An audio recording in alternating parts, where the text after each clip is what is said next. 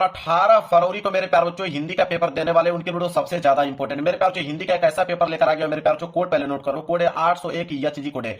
और इस कोड का पेपर अगर आप तैयार कर लेते हो मेरे प्यार बच्चों, इसमें जितने भी प्रश्न दिए गए सारे प्रश्न अगर आपके मुजबानी एकदम याद है बिल्कुल, तो यकीन मानिए कि 70 में 70 में बिल्कुल करके आओगे, धुआं धुआं कर दोगे 18 फरवरी को मेरे प्यार बच्चों। ओवरऑल मेरे प्यार बच्चों 95% स्कोर करके दिखा दोगे कि 2026 का जो रिजल्ट आएगा उसमें हिंदी का टॉपर में आपका नाम शुमार होगा।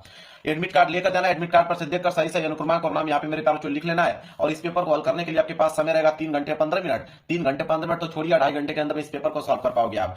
नीचे निर्देश दिया गया, निर्देश यही पढ़ के मैं दिखा दूंगा। पेपर में पढ़ने के निर्देश कोई जरूरत नहीं, डायरेक्ट क्वेश्चन को सॉल्व कीजिए आप लोग। निर्देश पूरा एक एक पॉइंट में आप लोगों को समझा देता हूं यहीं पर। देखिए पहला निर्देश है कि प्रारंभ के 15 मिनट परीक्षार्थियों को प्रश्न पत्र पढ़ने के लिए निर्धारित है। मतलब कि शुरू के 15 मिनट आपको टाइम मिलेगा इस पेपर को पढ़ने के लिए और 3 घंटे में इस पेपर को सॉल्व करना होगा। तो जैसे ही 18 फरवरी को पेपर मिले, सबसे पहला काम करना है कि अपने पेपर को अच्छे तरीके से पढ़ लेना है, जो जो क्वेश्चन आ रहा है उस पर ट्रिक लगा लेना है और उन प्रश्नों को सबसे पहले आप लोगों को करना है, इस बात को ध्यान में रखिएगा आप लोग। दूसरा है कि प्रश्न पत्र 2 खंडों में खंड तथा खंड ब में विभाजित है। यह पेपर 2 खंडों में बना हुआ है। सबसे पहले तो आएगा एक आपका खंड अ, इसके बाद आएगा आप लोगों का खंड ब। चलिए जानते हैं खंड अ में क्या दिया हुआ है। देखिए बोला कि प्रश्न पत्र के खंड अ में बहुविकल्पीय प्रश्न है, जिसमें सही विकल्प का चयन करके ओएमआर शीट पर नीले अथवा काले बॉल पॉइंट पेन से सही विकल्प वाले गोले को पूर्ण रूप से काला करें। इसका मतलब यह है कि खंड अ में बहुविकल्पीय प्रश्न है, कितने टोटल 20 बहुविकल्पीय प्रश्न है, उनका उत्तर ओएमआर शीट पे देना होगा। आप नीले पेन का यूज कीजिए या काले पेन का यूज कीजिए, रंगने के लिए पेन आपका बॉल पॉइंट पेन होना चाहिए, जेल वाली पेन का इस्तेमाल नहीं करना मेरे प्यारे बच्चों। इसके बाद है चौथा कि खंड अ में बहुविकल्पीय प्रश्न है तो प्रत्येक प्रश्न के लिए 1 अंक निर्धारित है। कह रहा है कि एक प्रश्न 1 नंबर के लिए पूछा गया मेरे प्यारे बच्चों, मतलब टोटल 20 बहुविकल्पीय प्रश्न है, जो कि कितने नंबर के लिए पूछा गया है, 20 नंबर के लिए। क्लियर है, कोई दिक्कत नहीं होना चाहिए। आगे है कि प्रश्न पत्र के खंड अ के प्रश्न तो 1 घंटा तथा खंड ब के प्रश्नों को हल करना तो 2 घंटे का समय निर्धारित है। कहने का मतलब यह है मेरे प्यारे बच्चों कि खंड अ जिसमें 20 बहुविकल्पीय प्रश्न दिया है उसको हल करने के लिए 1 घंटे का समय दिया गया है। तो क्या आपको 20 बहुविकल्पीय प्रश्न हल करने के लिए आपको 1 घंटे का समय लगेंगे? अधिक से अधिक लगेगा तो यही ना लगेगा 5 मिनट।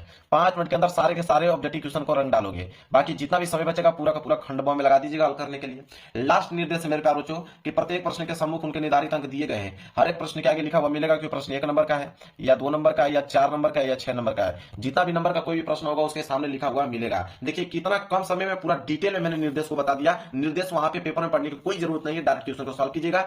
और इधर से पेपर स्टार्ट हो रहा है, मैं पेपर आप लोगों को दिखाता हूं।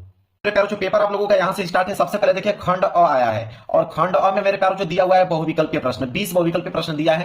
पहला प्रश्न देखिए क्या पूछा इसने, कह रहा है कि आचार्य रामचंद्र शुक्ल प्रसिद्ध हैं। 1 नंबर के लिए प्रश्न है, मतलब किसके लिए प्रसिद्ध हैं? आचार्य रामचंद्र शुक्ल जी। तो मेरे प्यारों बच्चों आलोचना साहित्य के लिए प्रसिद्ध हैं। सी वाला ऑप्शन जो है बिल्कुल राइट आंसर हो जाएगा। इसके बाद दूसरा प्रश्न जो है वो है कि गोदान उपन्यास के लेखक है। कई बार इस प्रश्न को बता चुका हूं कि गोदान एक उपन्यास है, इसके लेखक कौन है मेरे प्यारों बच्चों? मुंशी प्रेमचंद्र जी हैं। मतलब कि बी वाला ऑप्शन जो है बिल्कुल राइट आंसर हो जाएगा। आगे बढ़ते हैं, अगला प्रश्न देख लीजिए, प्रश्न संख्या तीसरा। देखिए तीसरा प्रश्न है यहाँ पे कि नीड का निर्माण फिर के रचनाकार है। मतलब कि नीड का निर्माण फिर एक रचना है और उस रचना के रचनाकार कौन है यह बताना है। तो उनके रचनाकार हैं हरिवंश राय बच्चन जी। ये वाला ऑप्शन जो है बिल्कुल करेक्ट आंसर हो जाएगा। अगला है, थोड़ा सा मैं जूम कर देता हूं, थोड़ा सा बड़ा दिखने में लगे आपको। हाँ, चौथा प्रश्न देख लीजिए, कह रहा है कि झूठा सच उपन्यास के लेखक हैं। 1 नंबर के लिए प्रश्न है। कहने का मतलब कि झूठा सच एक उपन्यास है और उस उपन्यास के लेखक कौन मेरे प्यारे बच्चों? उनके उपन्यास के लेखक हैं यशपाल जी। ये वाला ऑप्शन जो है बिल्कुल करेक्ट आंसर हो जाएगा।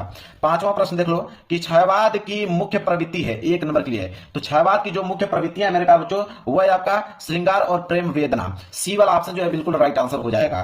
क्वेश्चन नंबर 6 है कि कलम का सिपाही जीवनी है। 1 नंबर के लिए प्रश्न है, कलम का सिपाही की जीवनी है, किनकी जीवनी है यह बताना है।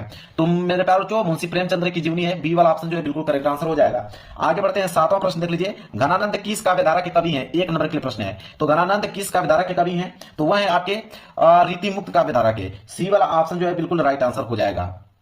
अगला प्रश्न है प्रश्न संख्या 8वां कि हंस पत्रिका के संपादक हैं। 1 नंबर के लिए प्रश्न है। तो हंस पत्रिका के जो संपादक है मेरे प्यारे बच्चों वह है आपके प्रेमचंद्र जी। बी वाला ऑप्शन जो है बिल्कुल राइट आंसर हो जाएगा।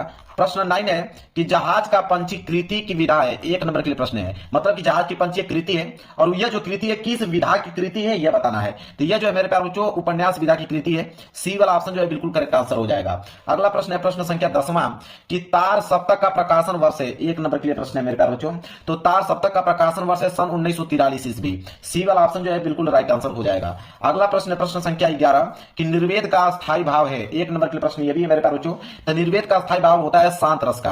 यहाँ पे सी वाला ऑप्शन जो है बिल्कुल करेक्ट आंसर हो जाएगा। अगला प्रश्न है 12वां कि पीपर पात सरिस मंडोला में अलंकार है। ये जो पंक्ति दिया हुआ है कि पीपर पात सरिस मंडोला, मतलब इस पंक्ति में किस अलंकार का प्रयोग किया गया मेरे प्यारे बच्चों? यह पूछा है उपमा अलंकार का प्रयोग किया गया। बी वाला ऑप्शन जो है बिल्कुल राइट आंसर हो जाएगा। 13वां प्रश्न है कि रोला छंद में कुल चरण होते हैं, मतलब रोला छंद छंद में कुल कितने चरण होते हैं? तो टोटल रोला और छंद की अगर बात करें तो 4 चरण होते हैं। रोला छंद में 4 चरण होते हैं मेरे प्यारे बच्चों, मतलब बी वाला ऑप्शन जो है बिल्कुल करेक्ट आंसर हो जाएगा। इसके बाद है 14वां प्रश्न की आगमन में किस उपसर्ग का प्रयोग हुआ है? उपसर्ग का मतलब जो आगे जुड़ता है। अगर मैं इसको तोड़ूंगा तो ये टूटेगा आ धन गमन के रूप में। गमन का अर्थ भी होता है मेरे प्यारे बच्चों, तो आ धन गमन के रूप में टूट जाएगा। जो आगे जुड़ता है, आगे क्या जुड़ा हुआ आ, तो आ जो है वो उपसर्ग कहलाएगा। कहने का मतलब है डी वाला ऑप्शन जो है बिल्कुल करेक्ट आंसर हो जाएगा। एक नंबर यहां से भी आप लोगों का क्लियर हो गया।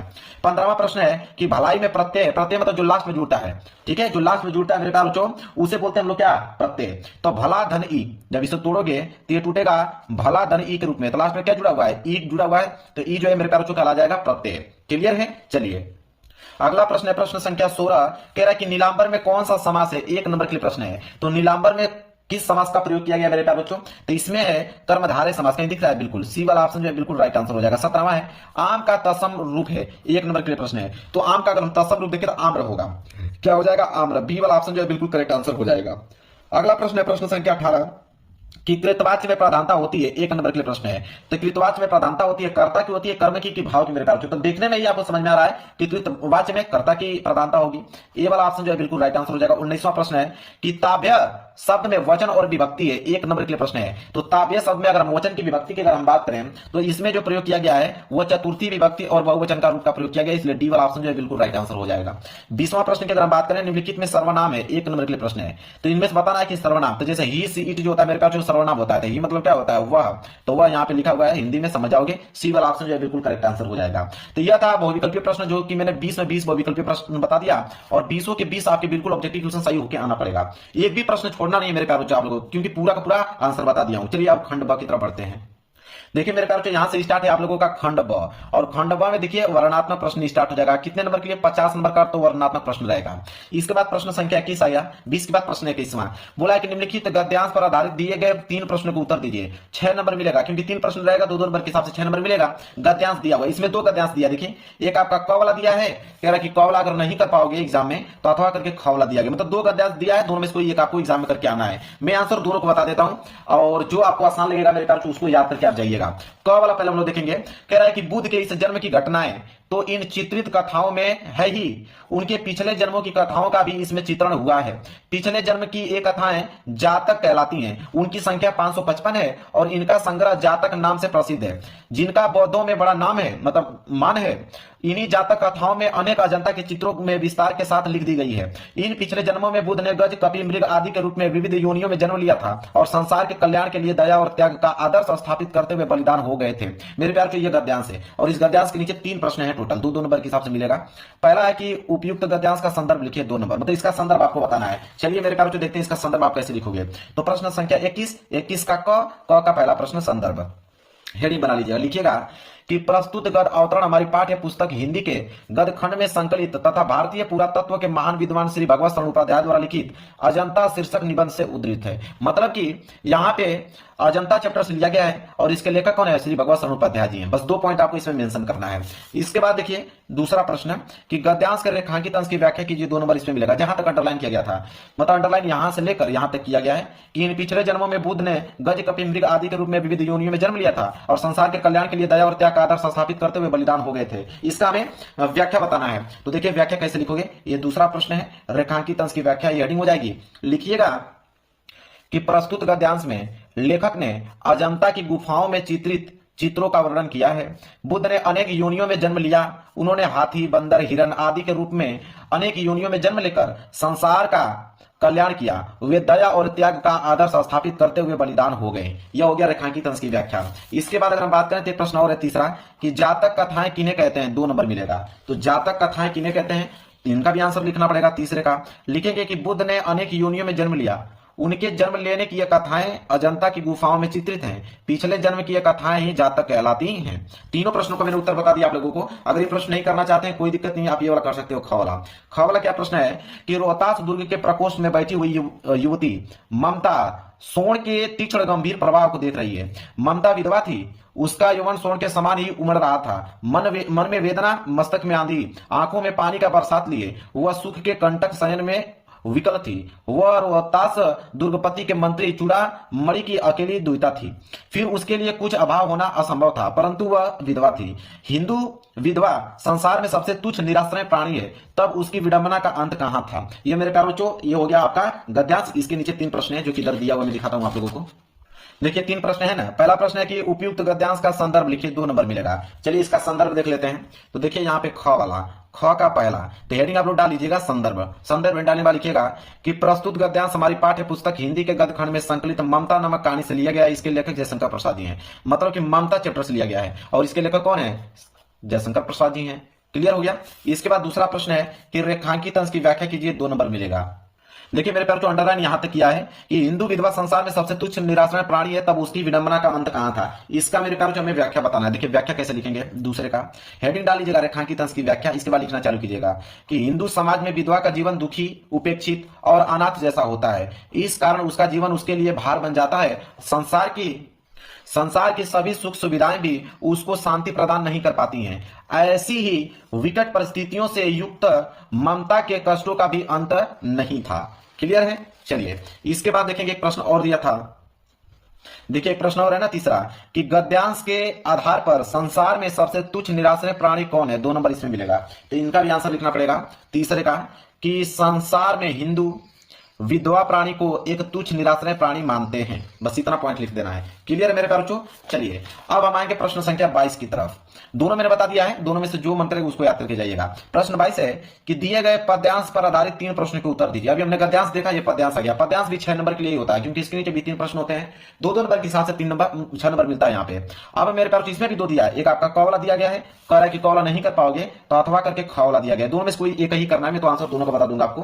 पहले क वाला देखते हैं। क वाला है कि सुनी सुंदर बैन सुधारस साने, सायानी है जानकी जानी बली, तिरछे करी नैन देश सन तिन्हे समुझे कछु मुस्काई चली, तुलसी ते ही अवसर सोहे सबे, अवलोकती लोचन लाहू अली, अनुराग तलाग में भानु उदय, विगर्मी मनु मंजुल कंज कली। अब यहाँ पे 3 प्रश्न है। पहला है कि उपयुक्त पद्यांश का संदर्भ लिखिए, 2 नंबर। मतलब इस पद्यांश का हमें क्या लिखना है, संदर्भ लिखना है। चलिए तो यहाँ पे आंसर देखेंगे। देखिए 22 का क वाला और क का पहला प्रश्न, मतलब संदर्भ हेडिंग डालिएगा, लिखिएगा कि प्रस्तुत पद्यांश हमारी पाठ्य पुस्तक हिंदी के वनपथ पर नामक पाठ से लिया गया है, और इसके जो रचयिता है वो तुलसीदास जी, मतलब तुलसीदास जी लिखे गए हैं, और वनपथ शीर्षक से लिया गया है। क्लियर है मेरे प्यारे बच्चों। इतना चीज है। इसके बाद देखिए दूसरा प्रश्न। दूसरा है कि रेखांकित अंश की व्याख्या कीजिए, 2 नंबर। मतलब जहां तक अंडरलाइन किया गया है कि सुनी सुंदर बैन सुधारस्थान है, सयानी ये जानकी जानी बली, तिरछे करी नैन देन सिने समझाई कुछ मुस्काई चली। इसका हमें क्या करना है, व्याख्या बताना है। तो देखिए व्याख्या कैसे लिखेंगे, दूसरे का हेडिंग डाल लीजिएगा, रेखांकित अंश की व्याख्या लिखिएगा कि गोस्वामी कहते हैं कि गांव की स्त्रियों की यह अमृत मपी बाड़ी सुनकर जानकी समझ गई कि ये स्त्रियां बहुत चतुर हैं, अतः इन्होंने मर्यादा का पालन करते हुए संकेतों के द्वारा उन्हें बता दिया। ये हो जाएगा बता दिया, ये होगा तो होगा बता दिया।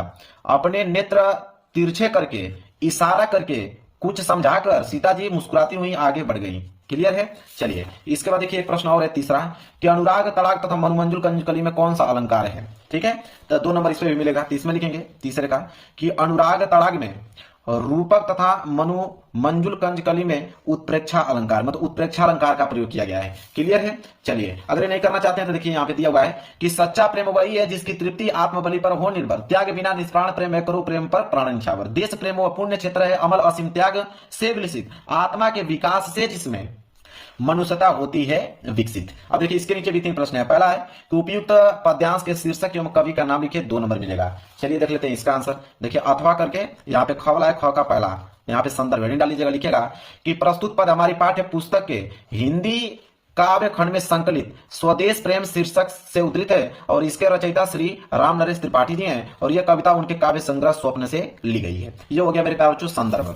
इसके बाद रेखांकित अंश की व्याख्या कीजिए, 2 नंबर मिलेगा। जहां तक अंडरलाइन किया गया था, अंडरलाइन कहां तक किया है कि त्याग बिना निष्प्राण प्रेम है, करो प्रेम पर प्राण निछावर, देश प्रेम व पुण्य क्षेत्र है, अमल असीम त्याग से विलसित। इसका हमें व्याख्या करना है। तो देखिए व्याख्या दूसरा का हेडिंग डालिएगा, रेखांकित अंश की व्याख्या, फिर लिखिएगा कि सच्चा प्रेम वही है जिसकी तृप्ति आत्मबलि पर हो निर्भर। इस पंक्ति में कवि ने सच्चे प्रेम की परिभाषा दी है। कवि का कहना है कि सच्चा प्रेम वह है जो किसी व्यक्ति की आत्मबलि पर निर्भर करता है। इसका अर्थ है कि सच्चे प्रेम में त्याग और बलिदान की भावना होनी चाहिए। त्याग बिना निष्प्राण प्रेम है। इस पंक्ति में कवि यह स्पष्ट करता है कि बिना त्याग के प्रेम का कोई मूल्य नहीं होता। जब प्रेम में स्वार्थ का समावेश होता है तो वह प्रेम निष्प्राण व अर्थहीन हो जाता है। क्लियर है। चलिए हो गया उस रेखांकित अंश की व्याख्या। इसके बाद देखिए एक प्रश्न और है तीसरा कि प्रस्तुत पद्यांश में किसके प्रेम पर प्राण निछावर करने की बात कही गई है। 2 नंबर इसमें मिलेगा।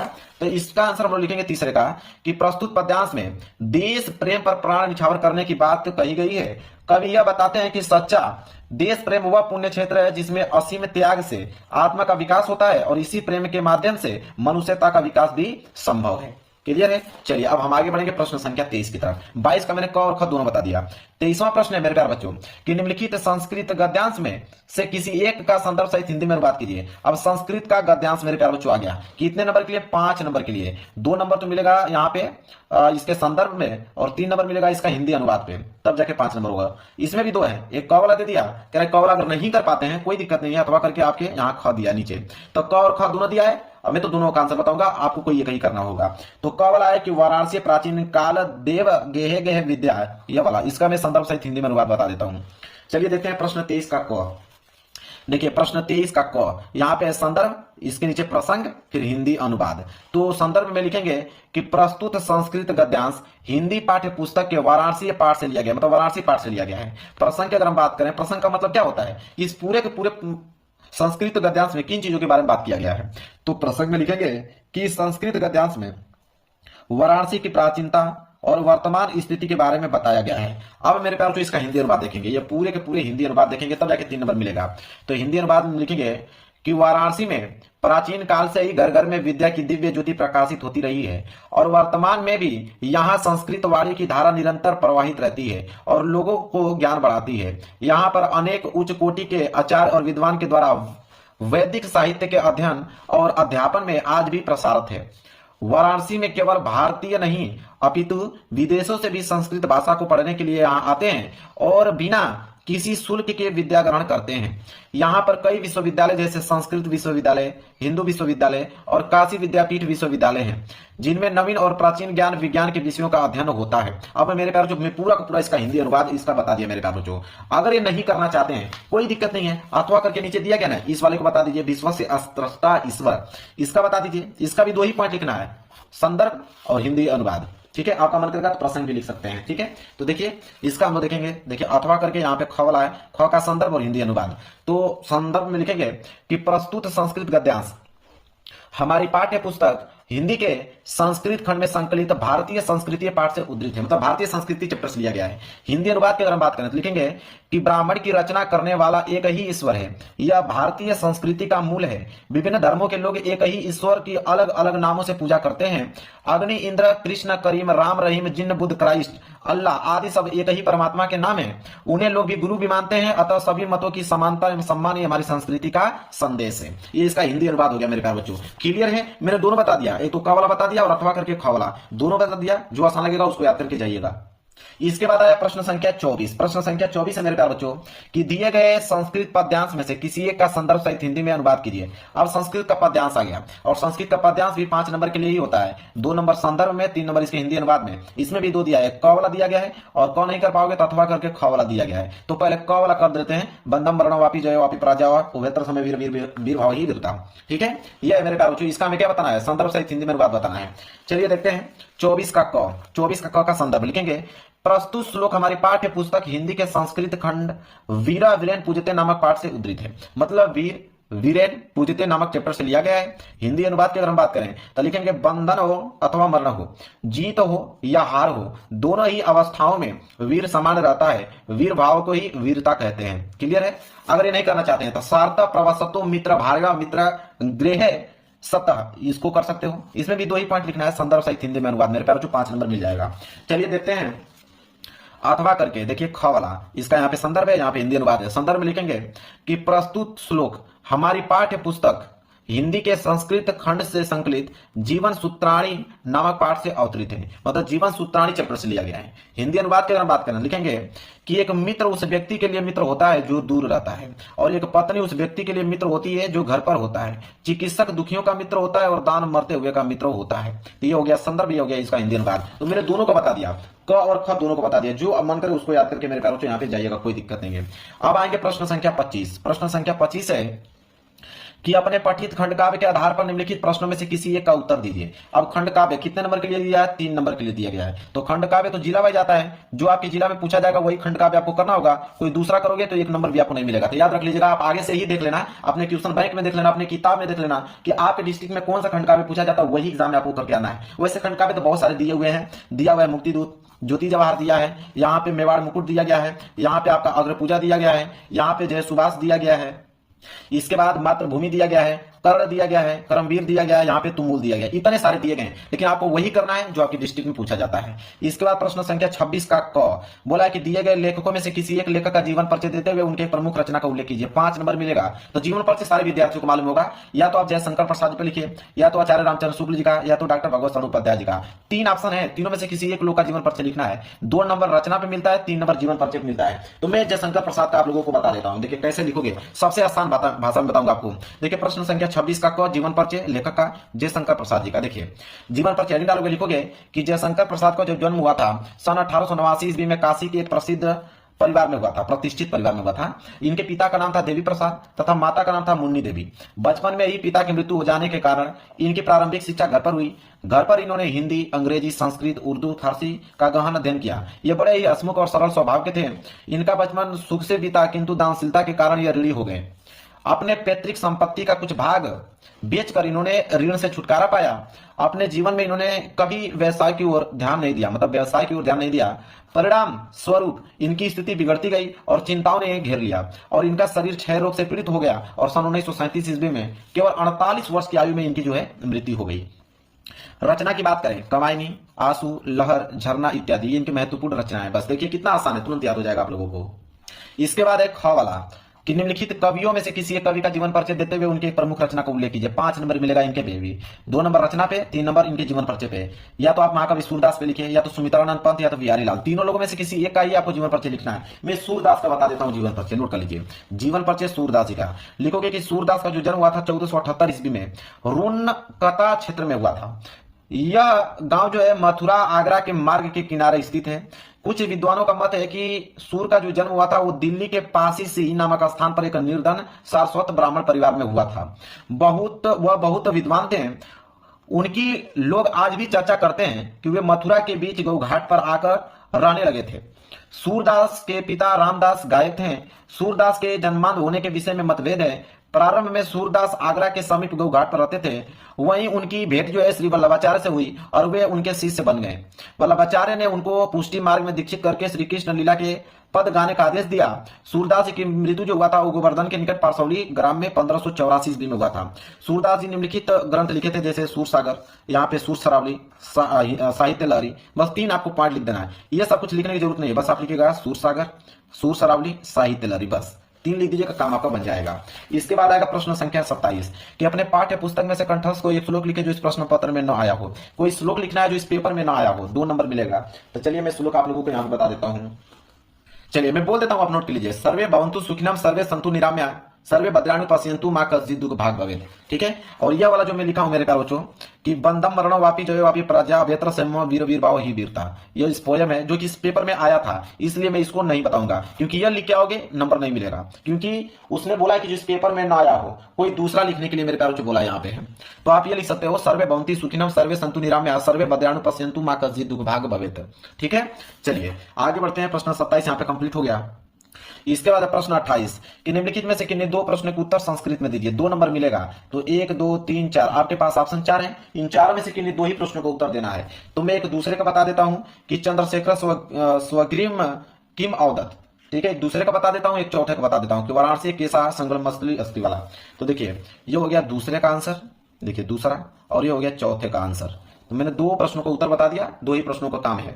इसके बाद मेरे पास प्रश्न संख्या 29 कि निम्नलिखित विषयों में से किसी एक विषय पर निबंध लिखिए। 7 नंबर का निबंध आएगा। यहाँ पे 5 ऑप्शन है, पर्यावरण संरक्षण के उपाय, साहित्य और समाज, मेरी प्रिय पुस्तक, नारी शक्तिकरण, मेरी अविस्मरणीय यात्रा। 5 आपके पास दिया हुआ है और 5 में से किसी एक विषय पे आपको निबंध लिखना है। अब मैं आपको होमवर्क देता हूं। अब यह होमवर्क में पांचों के पांचों निबंध लिख के याद कर लीजिए मेरे प्यारे बच्चों। किताब से मत याद कीजिएगा, किताब में बहुत बड़ा आपका निबंध दिया हुआ है, काफी डिफिकल्ट वर्ड में दिया है, तो आपको यूट्यूब पे सर्च कर लेना, ये पांचों को अलग अलग सर्च कर लीजिएगा, जो आसान भाषा में लिखा होगा उसको नोट करके याद कर लीजिएगा। ये मैं होमवर्क आप लोगों को देता हूं। इसके बाद प्रश्न 30वां लास्ट है, इस पेपर का लास्ट प्रश्न है मेरे प्यारे बच्चों। क्या है कि अपनी विशेष रुचियों का उल्लेख करते हुए अपने मित्र को एक पत्र लिखिए। ठीक है, 4 नंबर आपको मिलेंगे। अगर ये प्रश्न नहीं करना चाहते हो तो अथवा करके है कि रेलवे के महाप्रबंधक को एक शिकायती पत्र लिखिए जिसमें टिकट निरीक्षक के द्वारा किए गए अवैध व्यवहार का उल्लेख हो। तो मैं ये वाला बता देता हूं, ऊपर वाला, कि अपनी विशेष रुचियों का उल्लेख करते हुए अपने मित्र को एक पत्र आप कैसे लिखोगे। चलिए देखिए कैसे लिखेंगे पत्र। सबसे पहला जो काम आपको करना मेरे प्यारे बच्चों वो लिखना है यहाँ पे कि अपनी विशेष रुचि का उल्लेख करते हुए मित्र को पत्र। ठीक है, ताकि एग्जामिनर समझ पाए कि आप किस पे पत्र लिख रहे हो। इसके बाद राजेश श्रीवास गोविंदपुरा भोपाल, ये सब देखते हुए आपको समझ में आ रहा होगा कि ये तो एड्रेस है, ये तो क्या है, एड्रेस है। इसके बाद यहाँ पे दिनांक मतलब डेट, इसके बाद प्रिय मित्र, यहाँ पे नमस्कार, फिर कामा लगाओगे।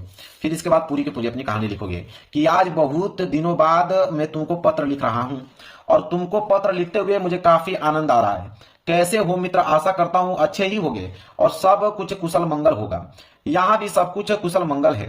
वैसे मेरे पिताजी कहते हैं कि पढ़ाई करेगा तो बड़ा आदमी बनेगा, परंतु मेरी रुचि तो खेलकूद में अधिक है और मैं चाहता हूं कि मैं आगे जाकर एक बड़ा क्रिकेटर बनूं और अपने देश का नाम ऊंचा करूं। मैं धोनी की तरह एक बहुत अच्छा क्रिकेटर बनना चाहता हूं। मुझे क्रिकेट खेलना बहुत पसंद है। मैं चाहता हूं कि मेरे घर वाले मेरा साथ दें और मुझे एक अच्छा क्रिकेटर बनने में मेरी सहायता करें। इसके बाद है कि मुझे पता है कि तुम्हें भी क्रिकेट खेलना बहुत पसंद है, परंतु तुम एक इंजीनियर बनना चाहते हो। तुमने पहले इस सोच रखा था कि तुम्हारी पढ़ाई कैसी चल रही है और हाँ तुम्हारा सेमेस्टर एग्जाम कैसा गया जरूर बताना। मैं आशा करता हूं कि तुम कुशल मंगल हो और मेरा यह पत्र मिलने के बाद बहुत खुश होगे। मैं भगवान से दुआ करूंगा कि तुम एक अच्छे मतलब बहुत अच्छे इंजीनियर बनो। इसके बाद इधर लिखिएगा तुम्हारा मित्र नीलेश यादव, मतलब यहाँ पे नाम मेंशन नहीं करना है, आप यहाँ पे क ख ग लिख सकते हैं। क्लियर है। चलिए तो मैंने इस पूरे के पूरे पेपर का सलूशन आप लोगों को बता दिया। अगर मेरे प्यारे बच्चों आपको हिंदी में 18 फरवरी को 70 में 70 नंबर चाहिए तो इस पेपर को आपको तैयार करना पड़ेगा किसी कीमत पे। वीडियो पसंद आए तो वीडियो को लाइक कर देना, चैनल पर नए हो तो चैनल को जरूर सब्सक्राइब कर लेना। मिलेंगे एक प्यार से नेक्स्ट वीडियो में, तब तक के लिए धन्यवाद।